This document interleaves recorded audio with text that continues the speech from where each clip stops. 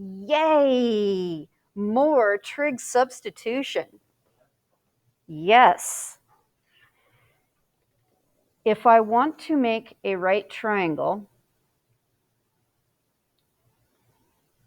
and be able to get that entire square root as one of the sides, the hypotenuse has got to be x because it is leading the subtraction. If I then look at the function being squared x and the number being squared 1, if I write that as a ratio of two sides, I'm dealing with hypotenuse over leg. I'd rather do secant than cosecant. And if this is my choice for theta, then this will be my adjacent side. And then Pythagorean theorem gives us square root of hypotenuse squared minus leg squared, and woohoo, we are on our way. I have to do my du.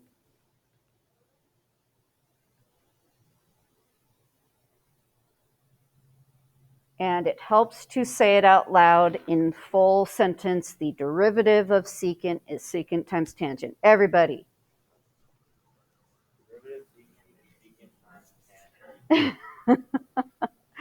Okay. Get all your senses as much as possible remembering these things. All right, derivative of secant is secant times tangent.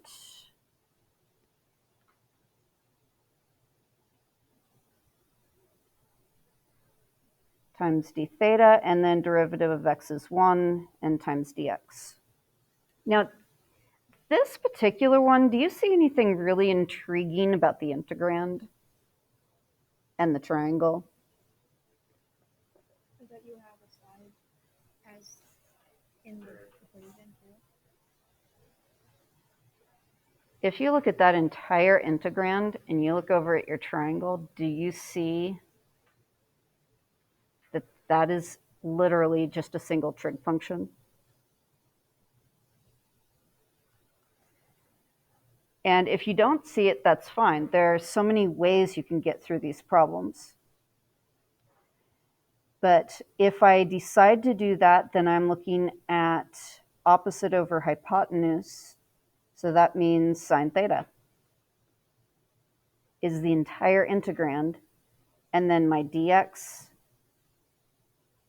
secant theta, tangent theta,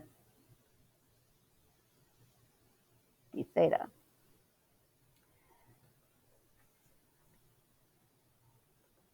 Isn't that fun that we can do that, though?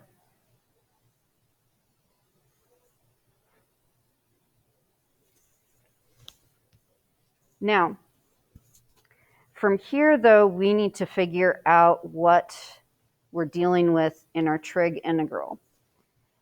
And my advice is if you've got mixtures, just start converting everything to sine and cosine and take it from there. What is secant in terms of sine and cosine? 1 over cosine. What is tangent in terms of sine and cosine?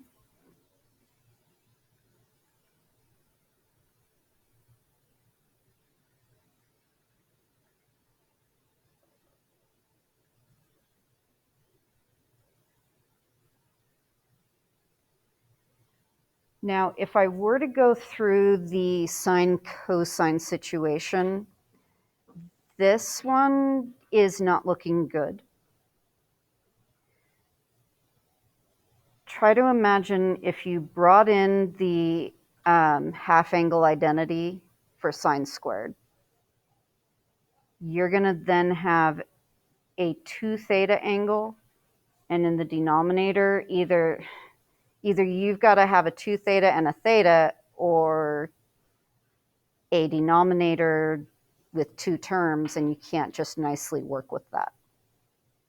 So take a look back at what's there and think about what other trig functions that actually is. What is sine squared over cosine squared? Tangent squared.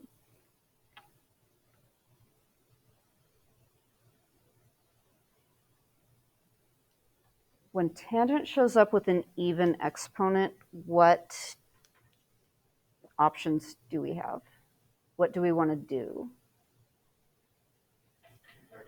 And Tay and Jackie are just like back to back saying what to do. Yeah? You said, yeah. I heard someone talking. I couldn't figure out who was talking. So tangents, Pythagorean identity, secant squared theta minus 1. And secant squared is the derivative answer for derivative of tangent is secant squared. And then integral of 1. And was this one a definite integral? Yeah. So what I could do is I could go through and change my 1 to 2, or I can go back to theta. Take your pick.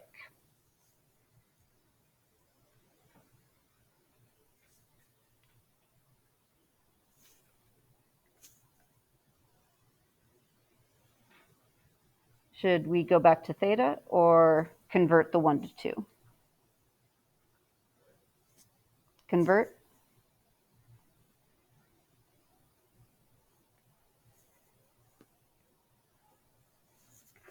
So I've got, when I'm looking at the number 2, when x is 2, that gives me the equation secant theta equals 2. When secant theta is equal to 2, secant's reciprocal function is equal to 1/2.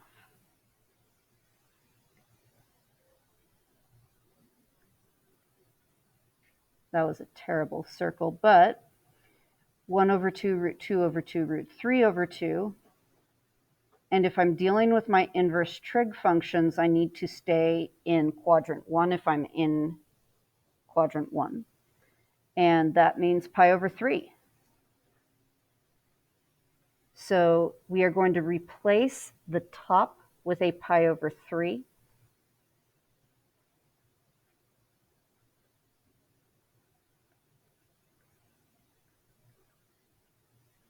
And then we need to look at what is the bottom number.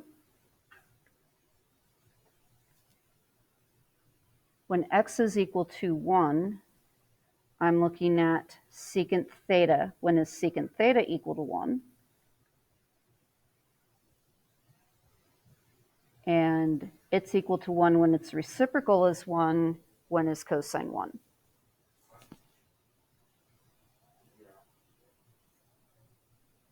At angle 0.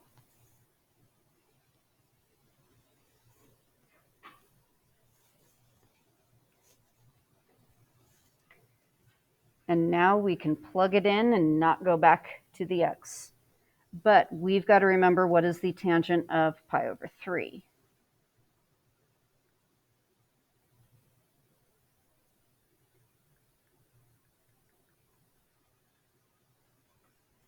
Tangent is the y over the x, which is also the slope of this line. And that ends up being root 3. If I look at the y coordinate over the x coordinate.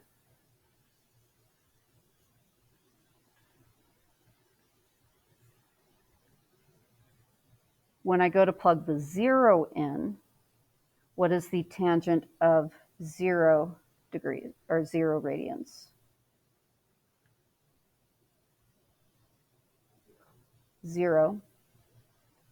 And then minus 0. So there we go. Root 3 minus pi over 3.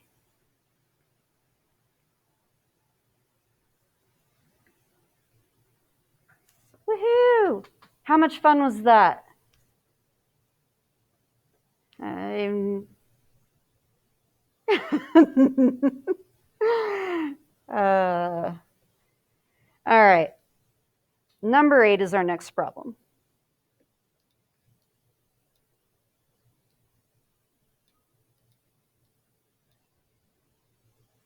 I'm trying to move this over a little more.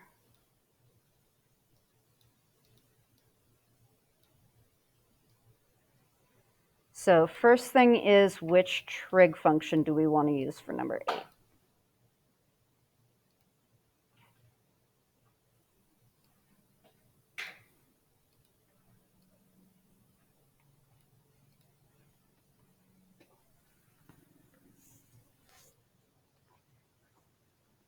With the addition, I want to use tangent. And if you think about a right triangle, if one of the sides needs to be the square root of a sum of squares, that had better be the hypotenuse. So I need my two legs to be the x and the 10. And tangent is better than cotangent.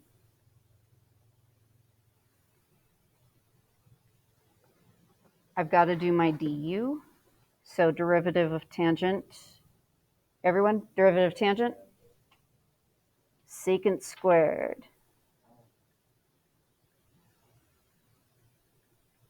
And then derivative of 1/10 x. I forgot to put my hypotenuse on there.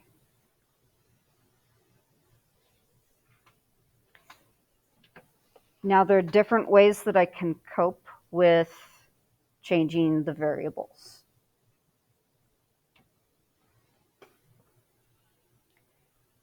I have to directly substitute the dx in. But the way in which I go about the integrand could vary.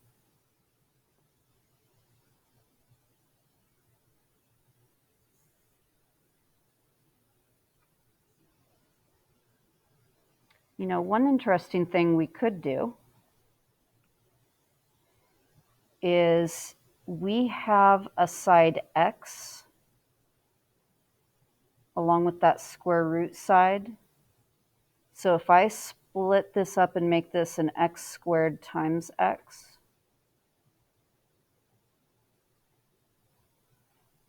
I could take that whole bit, and what trig function is that?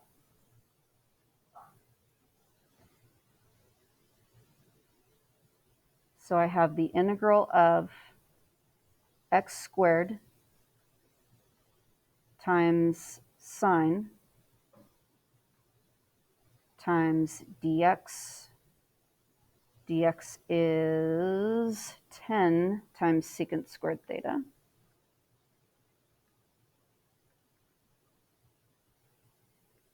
D theta. And my x is 10 times tangent theta.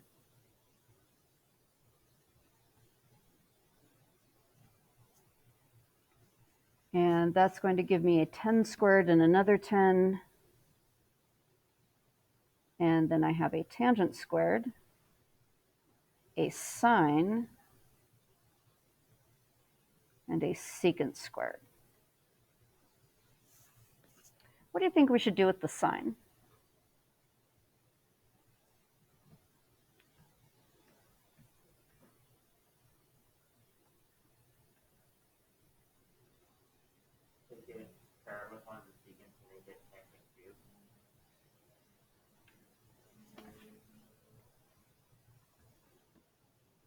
So what you're seeing is, okay, so you were saying pair it with, I see what you just said now. If I take sine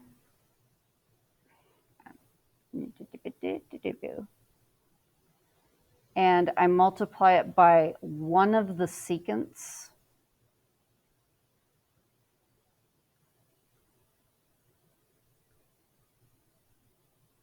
what is sine times secant?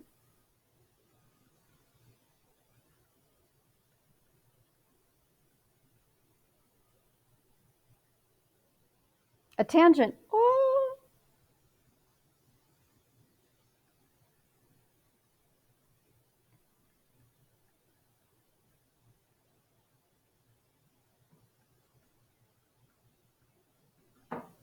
But then you might be wondering, how would you notice that?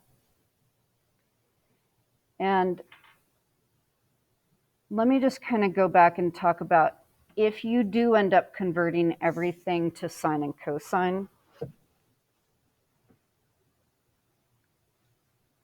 So if from here I converted to sine and cosine, I would be dealing with sine squared over cosine squared for my tangent squared. And then my secant squared would give me a 1 over cosine squared. Do you see that there's another way you could have done this problem? Don't use sine. Just keep everything as tangent and secant and leave it like that.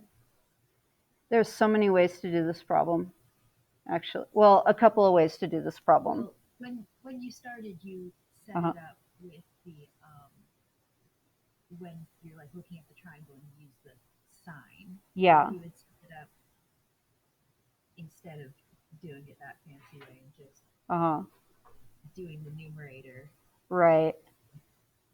1 in the denominator with another. All stays as tangent and secant, and then it looks pretty. Okay. So it looks prettier if we didn't do our fancy thing. Yes. If you had left the x to the I wanted third, to have fun.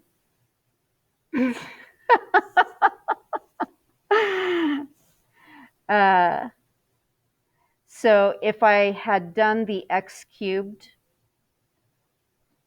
and then here's my dx, and then my square root will wind up being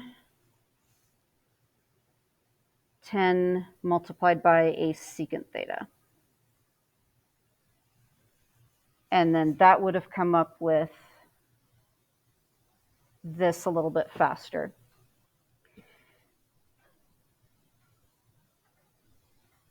If you do find yourself in this situation, do you see what you could do with that one? With an odd exponent on sine, you could do u equals cosine, and it'll work its way through. In this situation, I notice the odd exponent on tangent, so I want to make u its partner secant. Derivative of secant, secant times tangent.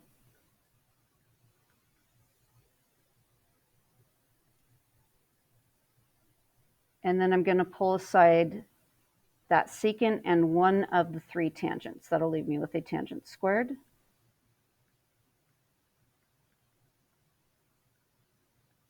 And I've got my du prepped. And then I look at who my u is for my u substitution. I need everything that isn't du in terms of that trig function. And hey, there happens to be a Pythagorean identity. So tangent squared is secant squared minus 1. And now I'm ready to just bring out the u's. Do you realize we have not integrated yet? The integral part is the easy part. Everything we did before now was just playing around with some trig and algebra.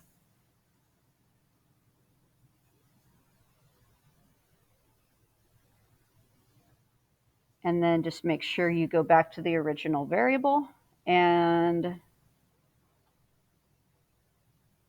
this one was not a definite integral, so I just need to take it back to x.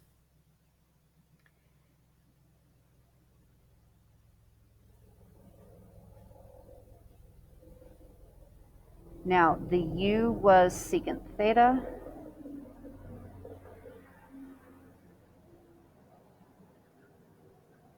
But if I want to save a little bit of time, let's go u is secant theta. And what is secant theta equal to?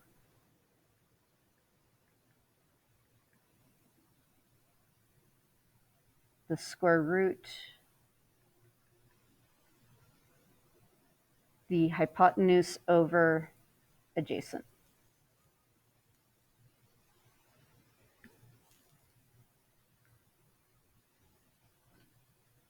So I'm going to move this. Come on, move, move, move, move.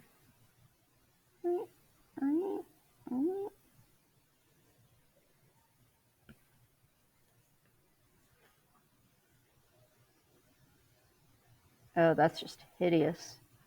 Okay, if I'm cubing, then I have the square root of x squared plus 100 cubed, but I have the over 10 cubed as well with the 3.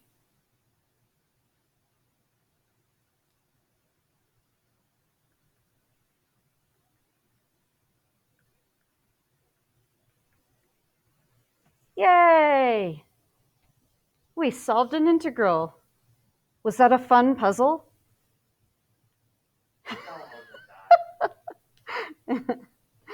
Okay, I got a, it wasn't bad.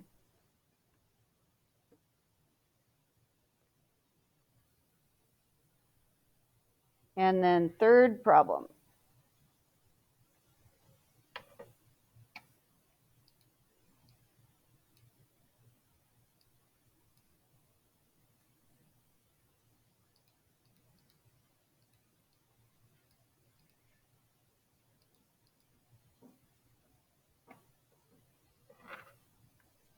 Which trig function do we want to use?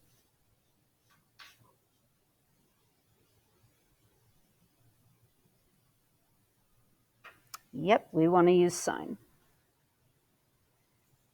When you look at the square root, one way you can think about it is whoever leads the subtraction has to be the hypotenuse. But got to be a little careful. I need the hypotenuse to be the square root of 5. Then I've got a choice between using one leg versus another leg for the u, and sine is better than cosine.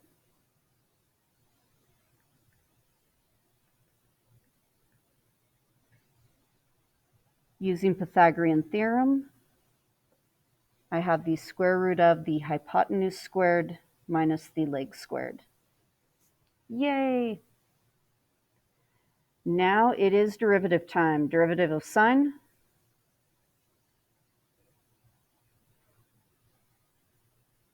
And derivative of 1 over root 5 times u.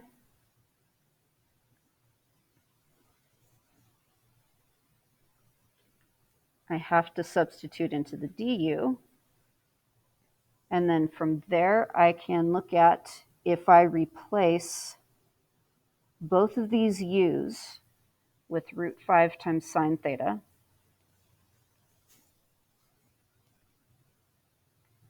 So my du is root 5 cosine theta d theta.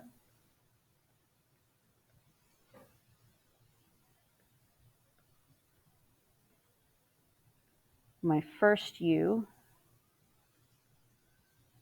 root 5 times sine theta. And then this entire square root,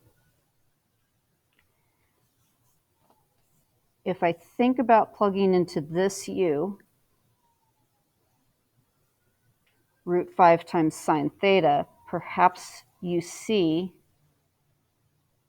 a root 5 times the square root of 1 minus sine squared. Or you can look at taking the side that has the square root divided by the side with the constant, and that is cosine. And that will get you to this as well. All right, what are we dealing with for our trig? We've got an extra 1 over root 5. And what trig function is 1 over sine?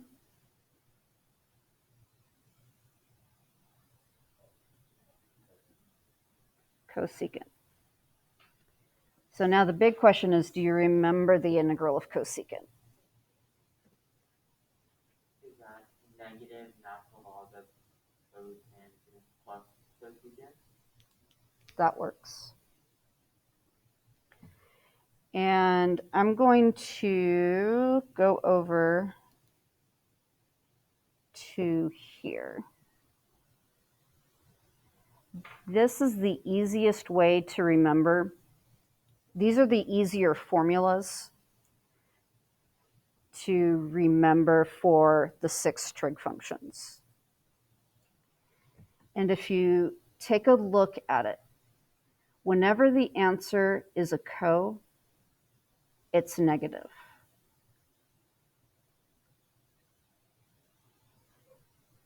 Whenever the answer is not a co, it doesn't get the negative. If you can't remember the integral of tangent or cotangent, it's reasonable to come up with, because you can write them tangent is sine over cosine, make u the denominator. Cotangent, cosine over sine, make u the denominator, and you can see that natural log just pop right out. Secant and cosecant are not that easy to just remember. But do you see that if you use these particular forms of formulas, the integral of secant is natural log of secant plus tangent. For cosecant, you can do the negative natural log of cosecant plus cotangent, and it's easier to remember in that form than in other forms. The textbooks will use other forms than these, but these work. And you need to make sure that you remember them.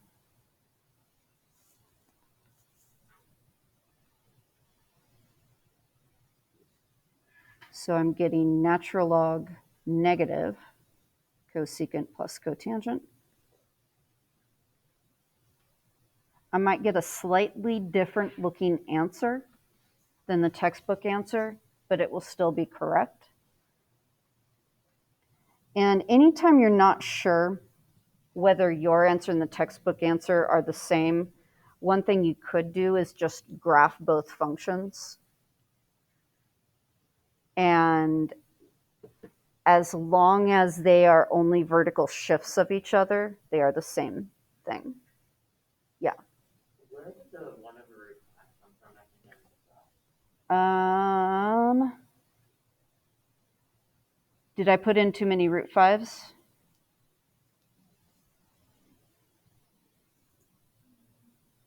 So the du had a root 5.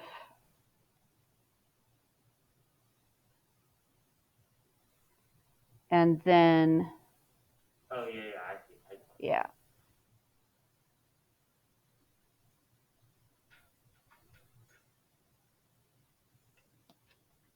Okay, I'm going to then take this answer and look at my triangle.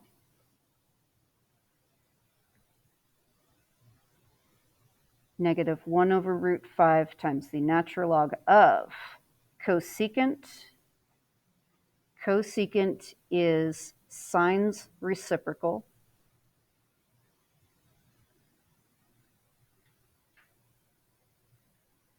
plus cotangent. Cotangent is tangent's reciprocal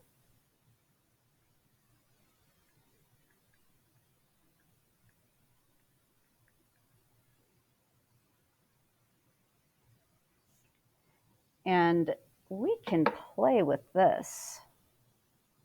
Do you see any log rules coming your way?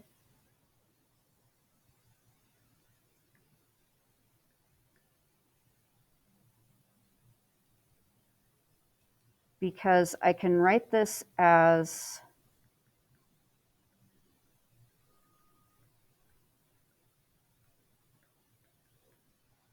one fraction in the logarithm. Using log rules, that turns into subtraction of the numerator in a logarithm minus the denominator in a logarithm. And with that 1 over root 5 being negative, you could swap the order of subtraction, make it positive. Lots of fun little ways we can do that. Because the root 5 cancel out and then you still have a root 5. Okay. Okay, so, woo, was that fun? That was the third problem, wasn't it? That means you are at the same place as period 1. Yes. Yes, let me turn the